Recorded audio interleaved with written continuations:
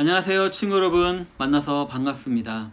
이번에 새롭게 좋은 씨앗교회로 부임하게 되어서 우리 주니어부를 맡게 된 박천도 목사라고 합니다.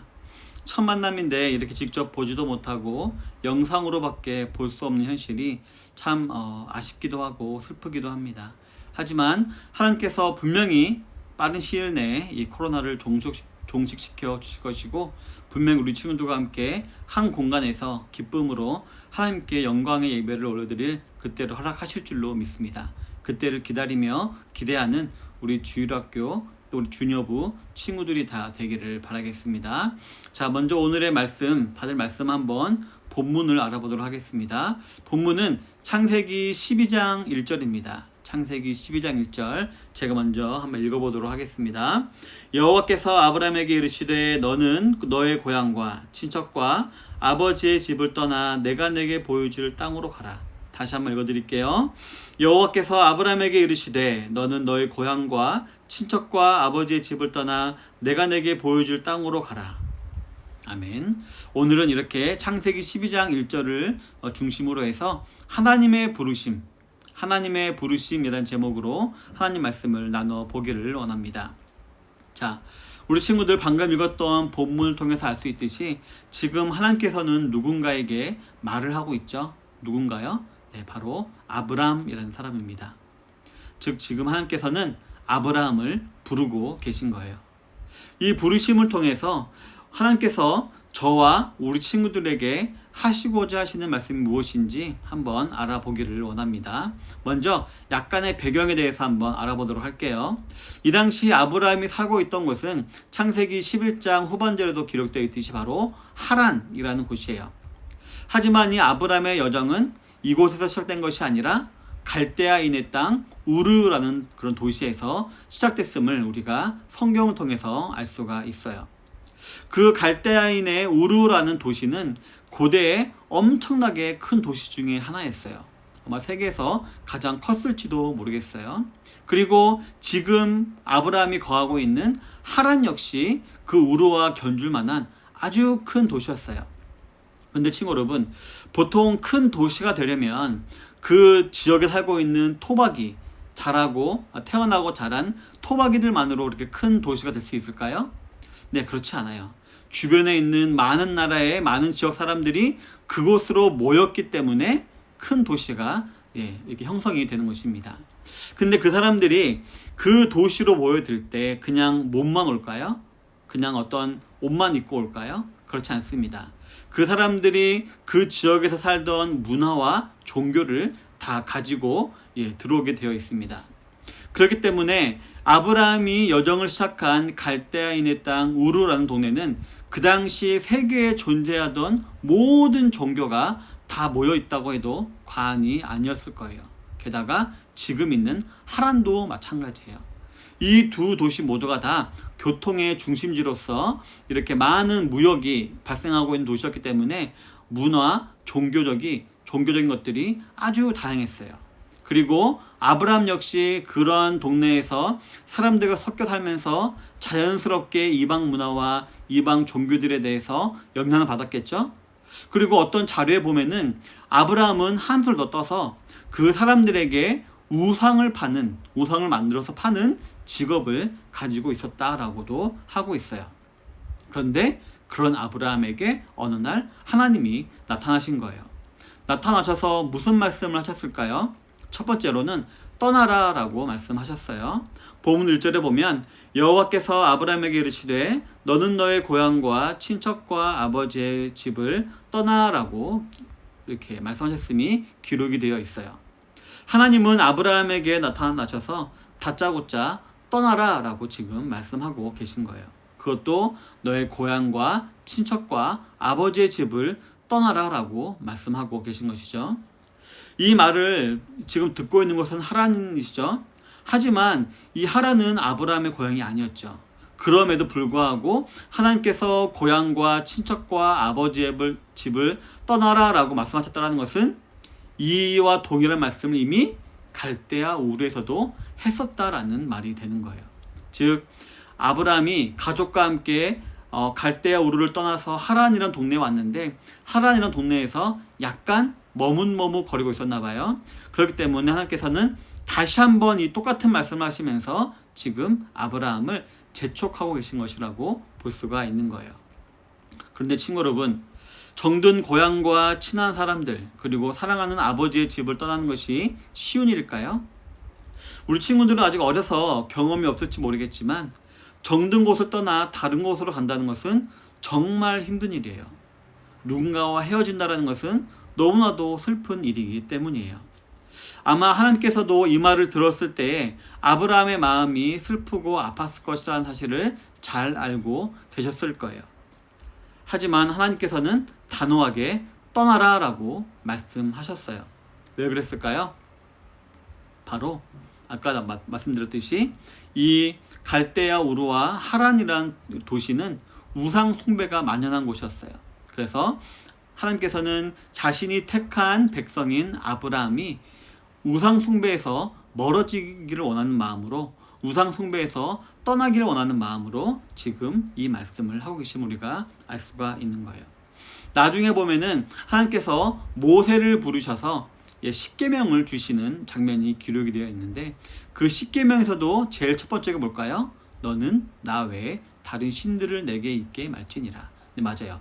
우상 숭배를 가장 싫어하셨기 때문에 가장 먼저 우상을 가지지 마라 라고 이렇게 말씀하셨던 것을 우리가 확인할 수가 있어요. 친구 여러분, 우리 이 창세기 12장 전장의 11장에 보면은 어떤 사건이 기록되어 있냐면은 바벨탑 사건이 기록이 되어 있어요. 이 바벨탑 사건은 사람들이 하나님을 떠나서 하나님을 대적하려고 했던 그런 악한 사건이 기록되어 있는 그런 장이에요. 그런 사건이에요.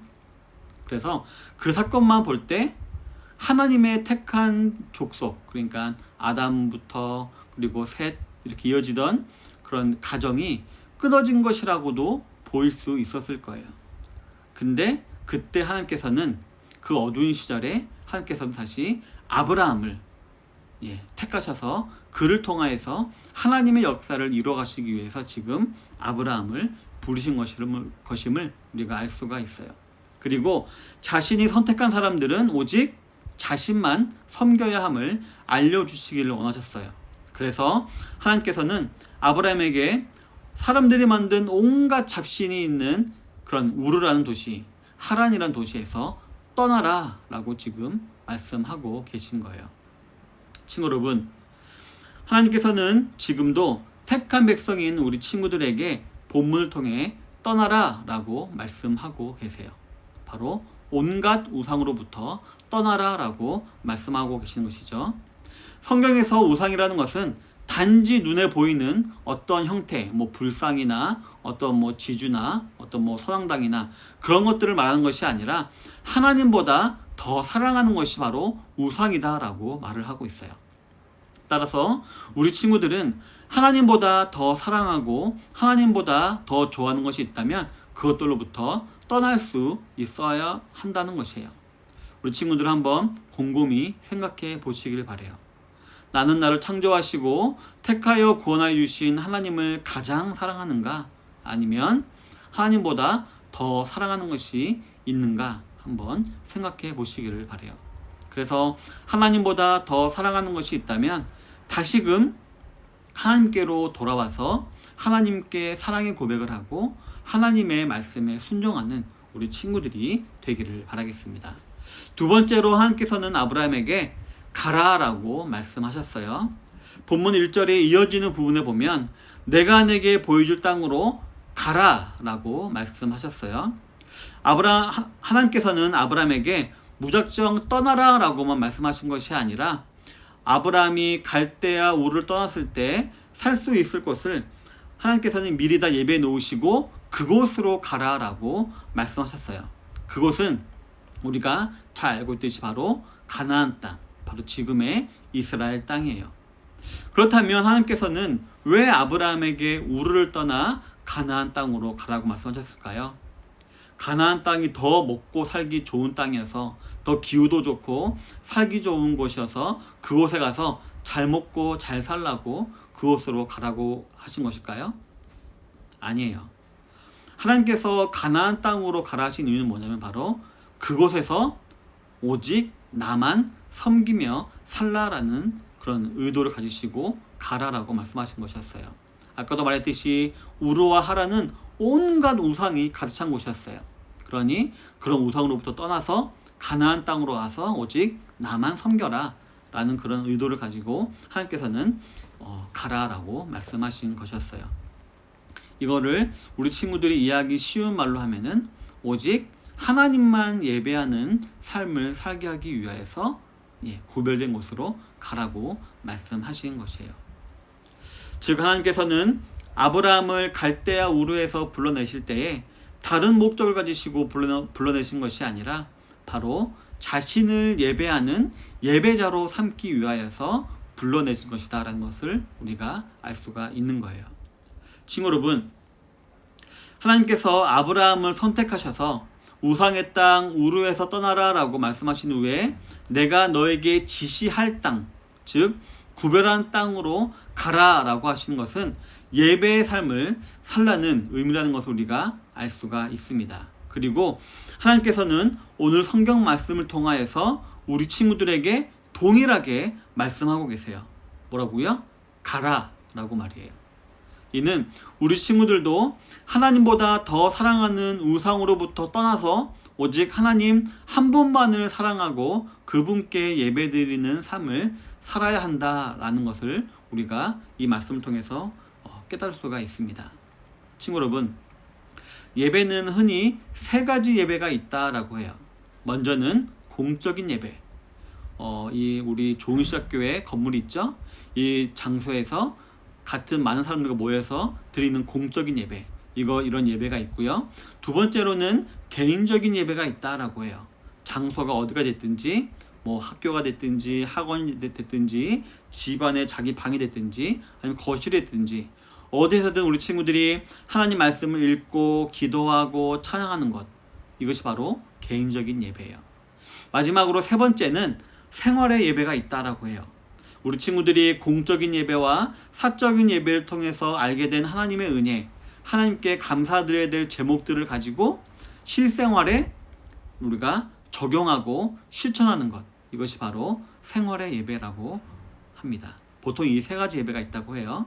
이처럼 우리 친구들은 항상 하나님을 인식하고 이 세 가지 예배를 인식하며 살아가게 되길 바라요. 그래서 우리 친구들 먹고 마시고 앉고 일어서고 들어가고 나가고 이 모든 것이 하나님께 드려지는 거룩한 예배가 되기를 바라겠습니다.